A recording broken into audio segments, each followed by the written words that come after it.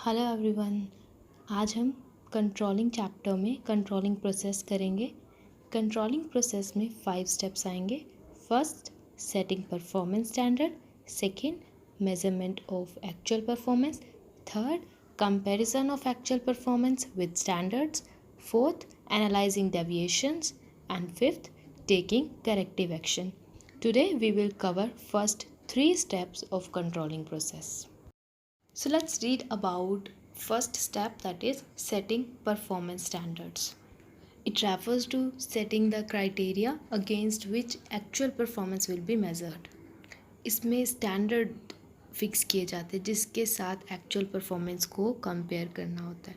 अब जो ये स्टैंडर्ड फिक्स किए जाएंगे ये क्वालिटेटिव भी हो सकते हैं, क्वांटिटेटिव भी हो सकते हैं एंड ये स्टैंडर्ड एडजस्टेबल भी हो सकते हैं, यानी इन्हें अपनी रिक्वायरमेंट के अकॉर्डिंग एडजस्ट भी किया जा सकता है। स्टैंडर्ड्स को सेट करना बहुत ज़रूरी है क्योंकि अगर कोई स्टैंडर्ड ही नहीं है तो एक्चुअल परफॉर्मेंस को कंपेयर किसके साथ किया जाएगा, राइट? तो various type of standard fix किए जाते हैं in the first step of controlling process. First type of standard is quantitative standard. Quantitative standard में क्वांटिटी इट मीन्स नंबर्स में डाटा को शो किया जाता है, एक फिगर शो कर दी जाती है जो एक नंबर होता है और वही स्टैंडर्ड होता है। फॉर एग्ज़ाम्पल एक दिन में 10 प्रोडक्ट रेडी हो जाने चाहिए या फिर एक प्रोडक्ट की कॉस्ट 100 रुपीज़ ही आनी चाहिए, तो ये क्वांटिटेटिव स्टैंडर्ड के एग्जांपल है। Next is qualitative standards. इन्हें डायरेक्टली मेज़र नहीं किया जा सकता क्योंकि क्वालिटेटिव स्टैंडर्ड में ये देखा जाता है कि क्वालिटी ऑफ वर्क क्या है एंड एम्प्लॉयज़ का नेचर कैसा है। तो इनके लिए कुछ टूल्स का यूज़ किया जाता है, जैसे कि एक टूल होता है लेबर टर्नओवर रेट। इस टूल के थ्रू ये देखा जाता है कि कितनी लेबर कितनी जल्दी बिज़नेस को छोड़ कर जा रही है, जिससे एस्टिमेट लगाया जा सकता है कि लेबर बिज़नेस से खुश नहीं है, यानी कि ऑर्गेनाइजेशन का एनवायरनमेंट जो है उससे खुश नहीं है। तो इस तरीके से स्टैंडर्ड को फिक्स किया जाता है। ये क्वांटिटेटिव भी हो सकता है, क्वालिटेटिव भी हो सकता है, टाइम बेस्ड भी हो सकता है एंड कॉस्ट बेस्ड भी हो सकता है। As you can see here, quantitative standard जैसे कि प्रोडक्शन सेल्स स्टॉक से रिलेटेड, क्वालिटी स्टैंडर्ड हो जाता है raw material finish goods, customer की सर्विस, एम्प्लॉय का मोटिवेशन कैसा है और एनवायरनमेंट ऑर्गेनाइजेशन का कैसा है। टाइम स्टैंडर्ड इसलिए सेट किया जाता है कि जो ये काम हो रहा है वो किस टाइम में होना चाहिए, जैसे अगर प्रोडक्शन ऑफ गुड्स है तो ये पर्टिकुलर किस टाइम तक काम हो जाना चाहिए। कॉस्ट स्टैंडर्ड में ये देखा जाता है कि कॉस्ट कितनी आनी चाहिए, प्रोडक्ट की कॉस्ट कितनी आनी चाहिए। तो ये सब वेरियस टाइप ऑफ स्टैंडर्ड है जो सेट किए जाते हैं और ये स्टैंडर्ड डिपेंड करते हैं कि ऑर्गेनाइजेशन बिजनेस किस तरह के वर्क में इंडल्ज है।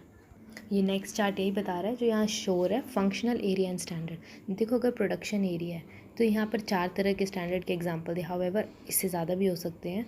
क्वालिटी स्टैंडर्ड देख सकते हैं कि प्रोडक्शन में जो प्रोडक्ट्स बन रहे हैं उनकी क्वालिटी कैसी है। सेकंड, क्वांटिटी देख सकते हैं, क्वांटिटी कितनी बन रही है, कितनी मात्रा में बन रही है। कॉस्ट क्या आ रही है उस प्रोडक्शन की एंड इंडिविजुअल प्रोडक्शन यानी पर पर्सन कितना प्रोडक्शन हो रहा है। तो इस तरीके से प्रोडक्शन में वेरियस स्टैंडर्ड सेट किए जा सकते हैं। अगर हम मार्केटिंग डिपार्टमेंट की बात करें तो ये देखेंगे कि सेल वॉल्यूम कितना होना चाहिए, ये स्टैंडर्ड है कितना सेल वॉल्यूम होना चाहिए। सेल एक्सपेंसेस, कितने सेल एक्सपेंसेस बियर किए जा सकते हैं। Target of sales person, each sales person का क्या टारगेट होगा, ये स्टैंडर्ड यहाँ पर फिक्स कर दिए जाएंगे। फिर एक्चुअल परफॉर्मेंस को इनके साथ कंपेयर करेंगे, वो भी खैर स्टेप थर्ड है। तो सेकेंड स्टेप में बस यही मेजरिंग के स्टैंडर्ड फिक्स कर दिए। अगर पर्सनल डिपार्टमेंट की बात करें तो लेबर रिलेशन कैसे है, उस पर्सनल डिपार्टमेंट का लेबर रिलेशन ये होना चाहिए। लेबर टर्नओवर रेट कितने % होनी चाहिए, एब्सेंटिज्म रेट कितनी होनी चाहिए, डिस्प्यूट रेट। देखो लेबर रिलेशन मतलब लेबर और मैनेजमेंट का रिलेशन, लेबर टर्नओवर रेट मतलब कितनी जल्दी लेबर ऑर्गेनाइजेशन को छोड़ के जाएगी, एब्सेंटिज्म रेट मतलब कितने एब्सेंट रहते लेबर एंड डिस्प्यूट रेट मतलब कितने झगड़े वगैरह होते हैं। हर ऑर्गेनाइजेशन मिनिमम चाहता है कि मिनिमम हो, बट यहाँ पर एक स्टैंडर्ड फिक्स कर दिए जाते हैं कि इतने ही हों, बस इससे ज़्यादा ना हो। Next is finance and accounting department. इसके क्या क्या स्टैंडर्ड हो सकते हैं। कैपिटल एक्सपेंडिचर हो सकता है कि कितने तक की एसेट्स परचेज की जा सकती है, फ्लो ऑफ कैपिटल, लिक्विडिटी। तो वेरियस टाइप ऑफ स्टैंडर्ड्स रहते हैं हर एक डिपार्टमेंट की बिजनेस की नीड के अकॉर्डिंगली। कुछ बातों का ध्यान रखना चाहिए जब भी स्टैंडर्ड को फिक्स किए जाते हैं, और ये बातें हैं कि standard should be reasonable. It means standard जो हमने सेट किया ना ये अचीवेबल होने चाहिए। ऐसा नहीं होना चाहिए कि या तो ये बहुत हाई रख दिए या बहुत ही लो रख दिए, क्योंकि अगर बहुत लो रख दिए तो वर्कर लेज़ी हो जाएंगे और बहुत हाई रख दिए तो लेबर में फ्रस्ट्रेशन हो सकती है। Second is standard should be measurable, जिसे मेज़र कर सके, ठीक है। जिसे क्वालिटी स्टैंडर्ड मेज़र नहीं किए जा सकते, बट हम इसलिए कुछ टूल्स का यूज़ करते हैं जिसके थ्रू उसे मेज़र कर सके, इसलिए सभी स्टैंडर्ड मेजरेबल होने चाहिए।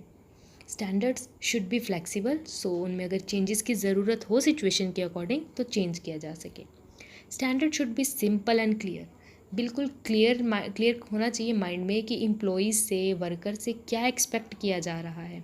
अगर यही उन्हें स्टैंडर्ड ही नहीं पता उन्हें अचीव क्या करना है तो वो किस पर वर्क करेंगे, right. So it should be very simple and clear.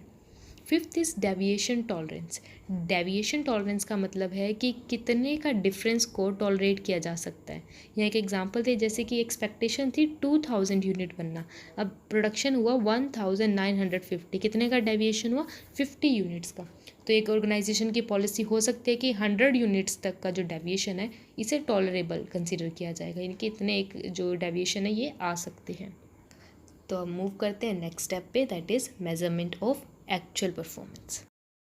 जब भी एक्चुअल परफॉर्मेंस को मेज़र किया जाए तब उन्हीं मेथड्स का यूज़ करना चाहिए, उन्हीं तरीक़ों का यूज़ करना चाहिए जिन तरीक़ों से स्टैंडर्ड को फिक्स किया गया था, ताकि जो एक्चुअल परफॉर्मेंस को रिज़ल्ट आए वो कंपेरेबल आए, हम उसे कंपेयर कर सकें।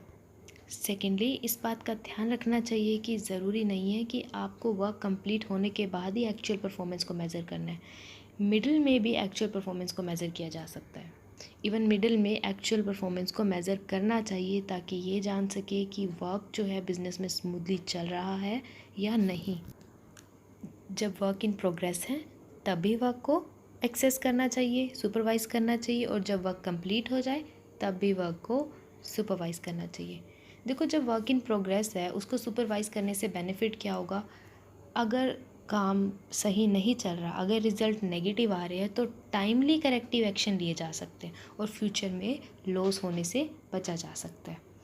और सेकेंडली, जब वर्क कंप्लीट हो जाता है तब चेक करेंगे, फिर हम फ्यूचर में आगे ये गलती दोबारा ना हो, इस लॉस से बच सकते हैं। इसलिए during the work, that is work in progress, and after completing the work, दोनों टाइम पर एक्चुअल परफॉर्मेंस को सुपरवाइज करना चाहिए।